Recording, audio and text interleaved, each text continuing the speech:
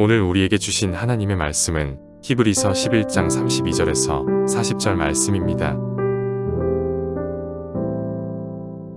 내가 무슨 말을 더하리요? 기드온, 바락, 삼손, 입다, 다윗 및 사무엘과 선지자들의 일을 말하려면 내게 시간이 부족하리로다. 그들은 믿음으로 나라들을 이기기도 하며 의를 행하기도 하며 약속을 받기도 하며 사자들의 입을 막기도 하며 불의 세력을 멸하기도 하며 칼날을 피하기도 하며 연약한 가운데서 강하게 되기도 하며 전쟁에 용감하게 되어 이방 사람들의 진을 물리치기도 하며 여자들은 자기의 죽은 자들을 부활로 받아들이기도 하며 또 어떤 이들은 더 좋은 부활을 얻고자 하여 심한 고문을 받되 구차히 풀려나기를 원하지 아니하였으며 또 어떤 이들은 조롱과 채찍질 뿐 아니라 결박과 옥에 갇히는 시련도 받았으며 돌로 치는 것과 톱으로 켜는 것과 시험과 칼로 죽임을 당하고 양과 염소의 가죽을 입고 유리하여 궁핍과 환난과 학대를 받았으니 그들이 광야와 산과 동굴과 토굴에 유리하였느니라. 이 사람들은 다 믿음으로 말미암아 증거를 받았으나 약속된 것을 받지 못하였으니 이는 하나님이 우리를 위하여 더 좋은 것을 예비하셨은즉 우리가 아니면 그들로 온전함을 이루지 못하게 하려 하심이라.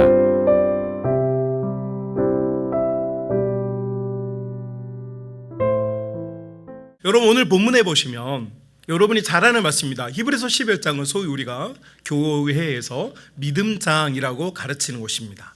믿음이 뭐냐라고 하는 이야기하는 곳이죠. 그리고 이 믿음이 뭐냐에 대한 이야기를 하는데, 여러분 11장 1절 보실까요? 11장 1절 말씀 보면 이런 말씀이 있습니다. 같이 한번 읽어봅시다. 믿음은 바라는 것들의 실상이고 보이지 않는 것들의 증거다. 아멘. 여러분, 바라는 것들의 실상이란 말은 뭘까요? 바라본다라는 말은 사실은 보이지 않아요. 우리가 소위 말하는 소망, 꿈, 비전 이런 단어로 대체할 수 있겠어요. 뭔가를 바라보았는데 실제로는 보이지 않는데 믿음은 그것을 보이게 만들어 준다는 거예요. 알쏭달쏭합니다. 그 다음에 워딩이 이렇습니다. 보이지 않는 것들의 증거다. 분명히 가시적으로 보이지가 않는다고 말해요. 보이지 않는데 또 뭐라고 그래요? 이것이 증거가 있다는 거예요. 그래서 믿음에 대한 성경에서 믿음이 뭐냐에 대해서 이야기할 때 이렇게 정확하게 워딩을 해준 것이 히브리서 11장밖에 없는데, 예수님께서는 믿음이 크다, 믿음이 작다 이런 말씀하셨지만 믿음이 뭔가에 대해서는 궁극적으로 말씀해 준 적이 없어요. 그런데 히브리서의 저자는 예수님께서 말씀하셨고 설교하셨고 보여주셨고 십자가와 부활의 사건을 경험하고 나니까 믿음이 뭔지가 보이는 거예요. 여러분, 이 보이는 이 믿음은 실제적으로는 우리의 가시적인 육안으로는 보이지 않아요. 그런데 믿음으로 보면 보이게 됩니다. 여러분, 예수님께서 우리를 위하여 피 흘려 죽으셨다? 예. 이거 여러분 과학적으로 생물학적으로 동의와 공감이 안 돼요. 부활하셨다? 인류 역사에 세계 어느 경전에서도 세계 어느 종교에서도 어떤 신이 죽었다가 살아난 이야기는 여러분 성경밖에 없어요. 왜냐하면 부활이라고 하는 이 장르는 완전히 창조적인 이야기이기 때문이에요. 여러분, 창조의 하나님께서, 창조의 성삼위 거룩하신 하나님께서만이 아이디어를 내시고 실행하시고 완성할 수 있기 때문에 이 부활은 교회의 것이고 교회만의 독특한 그리고 아주 이상한 이야기예요. 그런데 여러분, 이 부활의 이야기를 통하여서 우리는 뭘 알게 되느냐? 하나님께서 살아계신 것과 하나님께서 우리를 사랑하신 것과 하나님께서 우리를 마침내 구원의 완성의 길로 인도하신다는 것을 믿게 되는 줄로 믿습니다. 이게 부활의 가장 중요한 능력이에요. 그래서 믿음이 뭐냐라고 말할 때 부활을 빠뜨릴 수가 없는 거예요. 사도 바울은 11개의 선지서들과 3차 복음전도 여행 혹은 어떤 혹자들은 5차까지 복음전도 여행을 했다고 이렇게 주장을 합니다. 어찌됐건 사도 바울이 남아있는 자신의 인생을 모두 다 이 복음 사역에, 선교 사역에 에너지를 쏟을 때 그가 했던 단 2개의 워딩이 있다면 하나는 십자가였고 하나는 부활이었습니다. 예수님의 죽으심과 예수님의 부활이 복음의 근본이라는 것이죠. 사도 바울이 보기에 우리를 위하여 대신 죽는 이는, 어떤 선인들을 위하여 죽는 이는 있을 수 있어요. 여러분, 어머니가 자녀를 위하여 자기의 생명을 희생할 수 있어요. 여러분, 우리 어머니들 여러분 자녀 위해서 희생할 수 있잖아요, 그죠? 요새는 상당히 이기적이에요. 우리 아빠들 여러분 자녀들 위해서 여러분 희생할 수 있잖아요, 그죠? 아빠들이 오히려 더 강경한데요. 감사합니다. 여러분, 그렇기 때문에 누군가를 위해서 대신 희생한 것이 우리의 복음이 될 수 있느냐, 이건 복음이 되기 어렵다는 거예요. 그런데 이 세상 가운데 하나님께서 창조하신 이후로 유일하게 부활하신 분은 우리 예수님 뿐입니다. 살아계신 하나님께서 독생하신 아들 예수 그리스도를 그 죽음에서 사흘 만에 부활시키심을 통하여서 우리에게 하나님께서 얼마나 우리를 사랑하신지를 증명해 보이신 거예요. 그래서 부활은 단순하게 기능적으로 죽은 것을 살려낸 것이 의미가 있는 것이 아니라 그 정도로 하나님께서 당신의 모든 에너지와 힘과 능력과 권세를 활용하셔서 당신의 사랑하는 자녀들을 살려내시려고 하는 의지를 가지고 있다. 하나님의 사랑의 의지가 이만큼 강력하다는 것을 우리에게 보여주는 근거가 되는 줄로 믿습니다. 그렇기 때문에 히브리서의 저자인 이 사람이 믿음에 대한 이야기를 할 때 무슨 이야기를 하니까 바로 바라는 보는데 보이지는 않는데 분명히 존재하고 있고 우리의 눈에 가시적으로 보이지는 않지만 우리에게 증거가 되어 있는 이것. 그래서 11장 1절에 부활이라는 워딩을 쓰지는 않아요. 하지만 11장 1절이 함축적으로 설명하고 있는 것이 있는데 그것이 바로 부활이란 말이죠.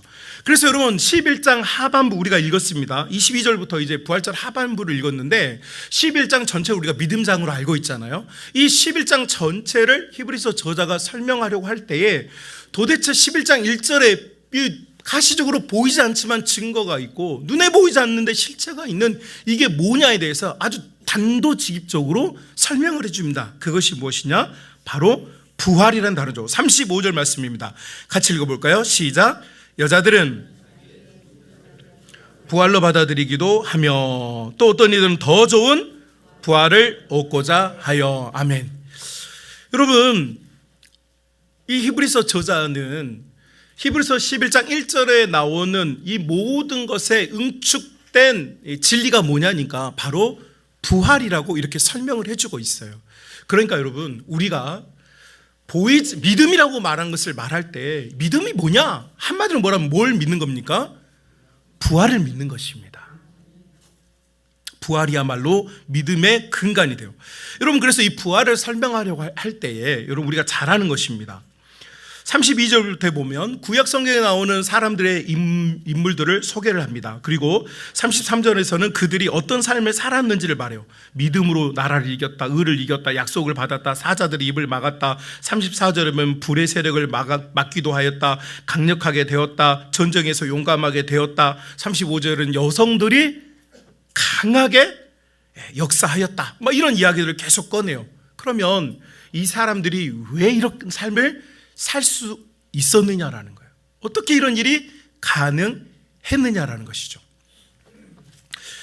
제가 필리핀 아주 그 열악한 지역으로 울다네타라는 지역으로 선교를 몇 해 동안 이렇게 다녔는데 그 지역에 가보니까 형편이 너무 어려워요. 너무 어렵고 소외된 지역인데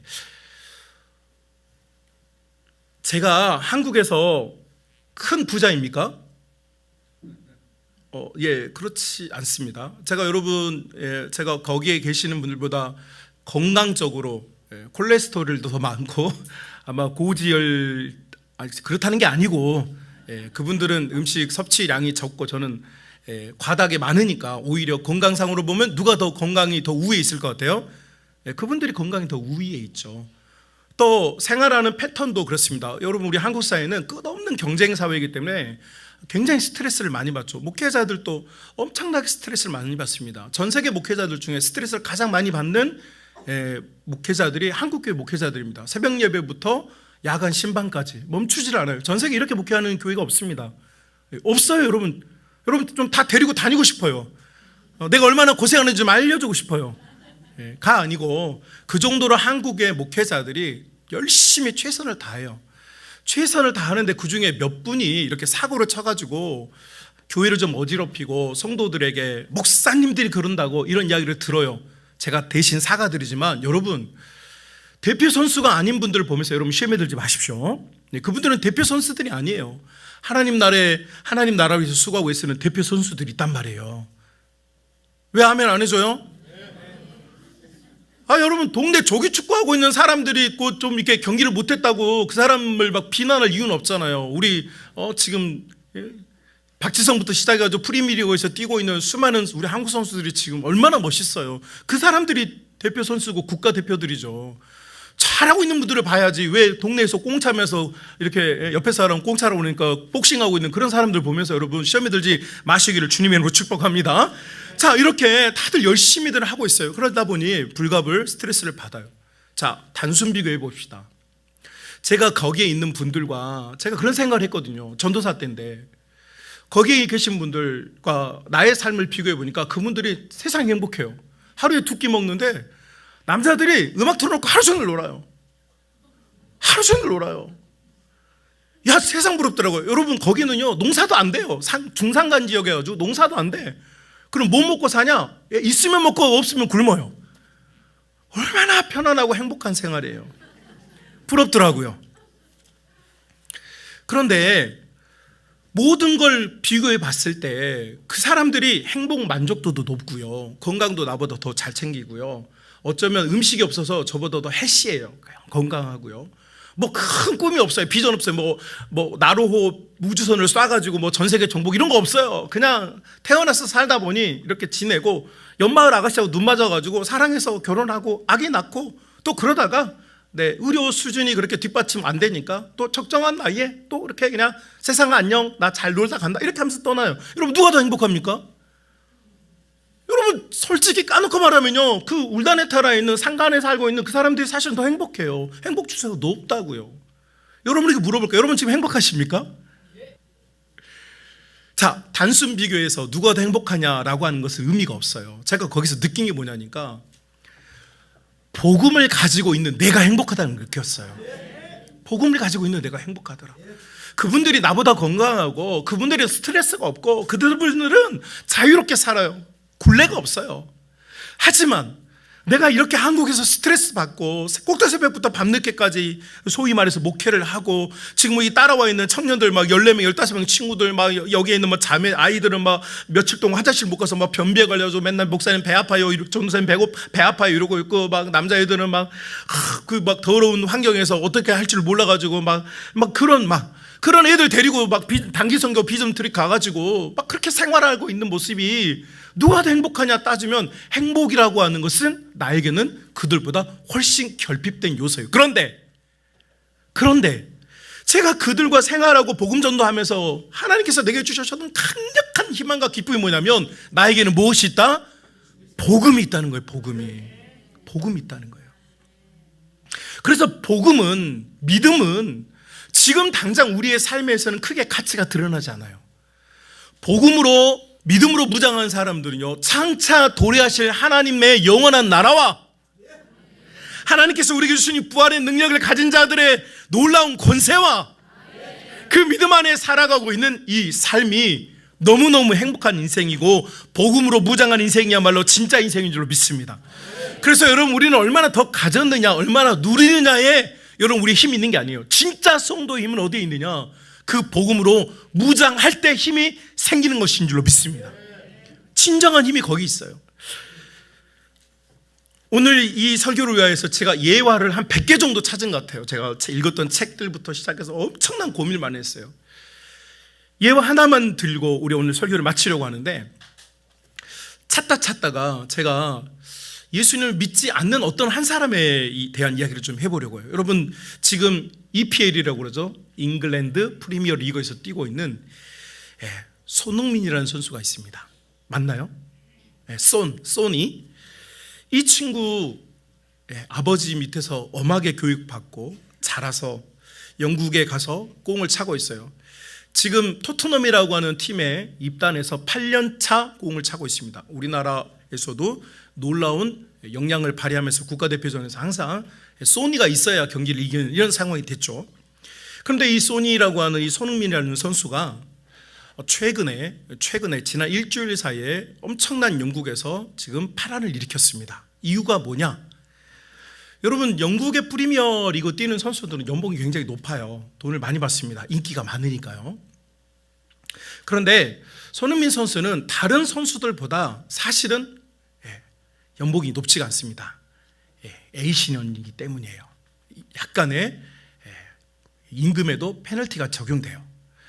다른 선수들보다 더 많이 받지 못해요. 그렇게 잘하는데도 지금도 제가 알기로는 EPL 지금 리그 3위입니다. 골잡이에요. 그 전체 선수들 중에 3위를 차지할 정도로 공을 잘 차는데도 그렇게 많지 않아요. 그런데 이 친구가 토트넘에서 8년 뛰었는데 이 친구가 너무 놀랍게도 최근에 밝혀졌는데 영국 전역에 무료 급식소 40개소를 만들었다는 거예요. 무료 급식소 40개, 노숙자들 위하여서 40개를 만들었고 지금까지 그게 알려지지 않았어요. 소니가 항상 선글라스와 마스크를 착용하고 그곳을 방문하고 펀딩을 하고 거기 직원들 대우가 너무 좋아가지고 그 무료 급식소 운영하는 분들이 소니를 거의 하나님급으로 존경한다고 해요. 최근에 지난 일주일 사이에 이 뉴스가 터졌어요. 월급이 상대적으로 그렇게 많지 않은 이 선수가 지금까지 거기에 투자하고 그분들을 위하여서 노숙자분들, 어려운 분들, 경제적으로 어려워서 식사하지 못하는 분들에서 투입한 금액이 100억이 넘어요.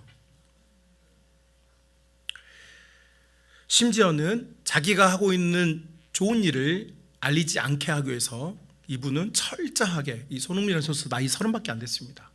철저하게 모든 걸 감추면서 살아왔어요. 그런데 내부 폭로가 터져 나온 거죠. 거기 운영하는 직원분이 우리 소니가 이런 봉사를 하고 있는데 한국에서 이런 홀대를 받고 후배들이 하극상을 일으키는 이런 모습을 보면서 우리 소니는 그런 사람이야. 저런 홀대를 받을 사람이 아닌데 왜 저 사람의 가치를 몰라주나 하면서 이게 내부에서 터져 나왔어요. 그래서 지금 영국의 총리가 손흥민에게 지금 감사의 그런 셀레브레이션을 해주고 이런 상황에 도달하게 됐어요. 그런데도 소니는 굉장히 겸손하게 굉장히 부끄러워하고 있는 그런 상황이 됐어요. 자, 제가 이 기사를 읽고 그런 생각이 들더라고요. 소니는 왜 자기하고 상관없잖아요. 그 영국 사람들 굶든 말든 무슨 상관이에요. 거기서 돈 많이 벌면 되는데 왜 그 사회를 위하여서 그런 막대한 재정을 들여서 굶고 있는 분들을 그분들을 도와주고 있었을까 생각해 보니까 이게 부활신앙인 것 같아요. 여러분, 우리가 살고 있는 이 세상의 삶은, 우리에게 주신 이 삶은요, 하나님께서요 멋지게 뛰어보라고 주신 필드예요. 내가 너에게 새 생명을 주었고 능력을 주었고 권능을 주었는데 한번 멋지게 플레이를 해봐. 내가 너에게 준 달란트와 내가 너에게 준 가족들과 내가 너에게 준 교회를 그곳에서 네가 마음껏 한번 너의 역량을 펼쳐봐 라고 주신. 근데 이곳에서 우리가 그냥 열심히만 뛰고 그냥 돈만 벌면, 사실 영국에서 가장 돈 많이 벌고 유명한 사람은 데이비드 베컴이라는 선수예요. 그런데 영국에서 베컴이라는 선수를 좋아하는, 공을 잘 차는 것과 존경받는 축구인이 다르더라는 거예요. 손흥민은 지금 영국인이 가장 사랑하는 축구선수 1위입니다. 왜일까요? 손흥민은 돈이 목표가 아니기 때문이에요. 그는 아버지로부터 삶의 진정한 가치를 배웠다고 했어요. 그게 무엇입니까? 내가 가진 것을 가지고 사람들을 돕는 것이죠. 여러분, 우리 부활신앙을 가졌다라는 것이 단순하게 그냥 나는 부활할 거야, 예수님이 부활하셨어, 할렐루야, 부활절 감사, 땡큐, 아멘, 이게 부활신앙이 아니고, 부활신앙은 뭐냐면 나도 예수님처럼 부활할 것을 믿기 때문에 그 나를 기준으로 사는 거예요. 그 나를 기준으로. 내가 부활했을 때 예수님께서 굿잡, 너무 잘했어, 와 멋있었어, 와 내가 너에게 기회를 준 게 난 너무 자랑스러워, 내 아들아, 할 수 있는 그 시간을 위해서 우리는 지금 뛰고 있는 거예요. 자, 그래서요, 우리 사랑하는 믿음의 가족 여러분, 저는 우리 모든 믿음의 성도들이 이 부활신앙으로 무장하되 단순하게 여러분 개인의 영적인 내면이나 즐거움과 기쁨, 이거 필요합니다. 이게 없이는요, 부활신앙이 무장이 안 돼요. 이것으로부터 시작을 해서 여러분에게 주신 인생의 기회가 하나님 앞에서 부활할 때, 만날 때, 그날에 이루어질 그 역사적인 만남의 장소. 그래서 요한복음 22장 1절로 3절에 보니까 내가 예수님을 만났을 때 예수님께서 어떻게 해주신다고 그래요? 내 눈에서 눈물을 닦아주신대요. 왜요? 내가 나 잘 먹고 잘 살고 내 행복 추구하면서 살았으면요, 닦아줄 게 없어요. 그래, 내가 너에게 새로운 기회를 주었고 내가 너에게 달란트로 주었는데 너는 열심히 잘 살다 잘 먹고 왔구나, 좋겠다, 이렇게 될 거라는 거예요. 그런데 진정한 우리 주님을 만났을 때 진정한 부활신앙 있는 사람들은 내 눈에서 주님, 저는 주님을 위해 살았고 주님의 부활을 무장했기 때문에 저는 이 세상에 집착하지 않았습니다. 여러분, 손흥민 선수가 굶으면서 배고파하면서 한 거 아니에요. 자기의 준 달란트를 활용을 해서 자기도 먹고 살았겠죠. 여러분, 그렇지 않았겠어요? 모든 걸 털어가지고 하라는 이야기가 아니에요. 살고 누리되 어떻게 하라고요? 하나님께서 주신 것을 가지고 부활할 때 칭찬받을 그날을 향하여서 우리가 나아가 사는 거예요. 여러분 눈에서 닦을 눈물이 있어야지 않겠습니까? 사랑 우리 믿음의 성망가족 여러분, 여러분의 눈에 눈물이, 예수님을 위하여서 흘리는 그 눈물이 사람들과, 저 밖에 있는 사람들과 교회 공동체에서 어려워하고 힘들어하는 사람들의 눈물을 닦아주는 그 손길을 우리 주님 기억하셨다가 반드시 우리 눈의 눈물을 닦아주실 줄로 믿습니다.